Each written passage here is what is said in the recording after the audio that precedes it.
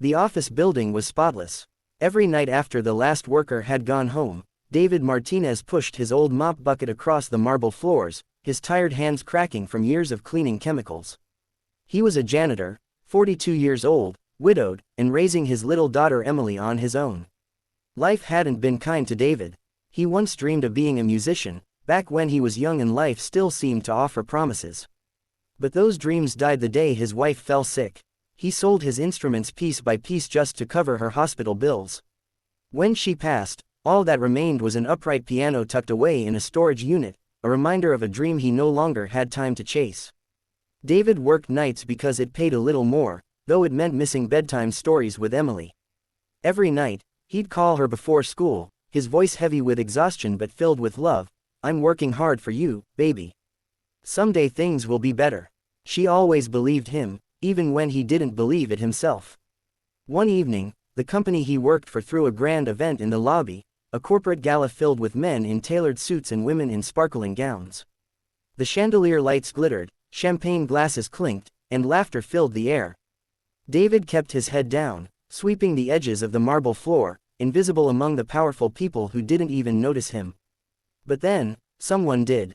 A group of young executives, a little too drunk and too entitled, noticed him pushing his cart past the stage. On that stage sat a glossy black grand piano, untouched, meant only as decoration for the evening. One of them smirked. "Hey, janitor," he called. David froze, the broom in his hand. "You know how to play that thing? Or do you only know how to clean around it?" The group burst into laughter. David gave a small, polite smile. "I used to play a little," he admitted quietly. That only fueled their mockery. "Oh really? Then why don't you give us a show? Come on, let's see what the janitor's got." The room turned. Dozens of eyes now stared at him, some curious, some amused. David's heart pounded. He wanted to refuse, to shrink back into the shadows, but something inside him stirred. A quiet voice, the same voice that whispered to him when he tucked Emily into bed over the phone, "Don't give up, Daddy. I believe in you." With trembling hands, David walked up to the piano.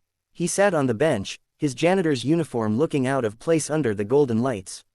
The crowd chuckled, expecting a clumsy attempt at chopsticks. But then, he began to play. His fingers, though worn from years of scrubbing floors, still remembered the language of music. Softly at first, then with growing confidence, he poured his soul into the keys.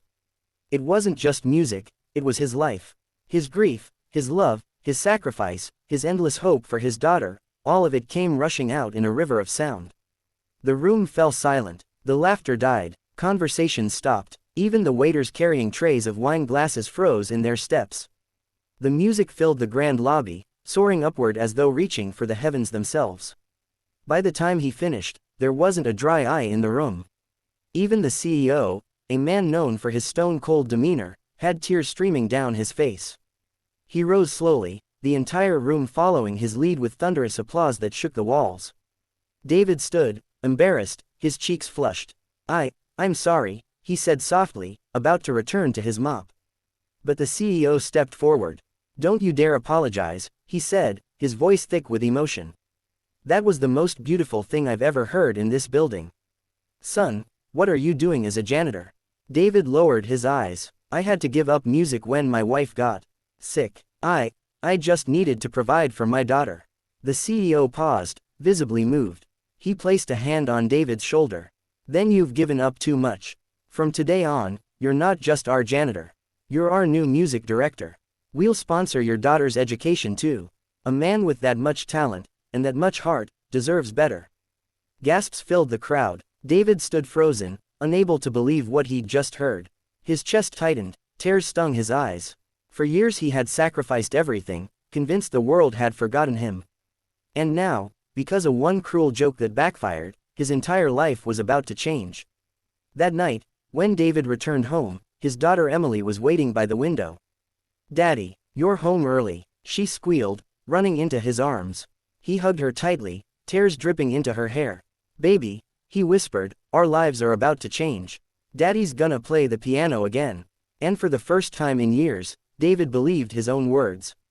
Sometimes, the world tries to humiliate us, to remind us of our place. But kindness, talent, and love have a way of shining through, even when least expected. What started as a cruel joke became a life-changing moment, not just for David, but for everyone who witnessed the power of resilience in music that night.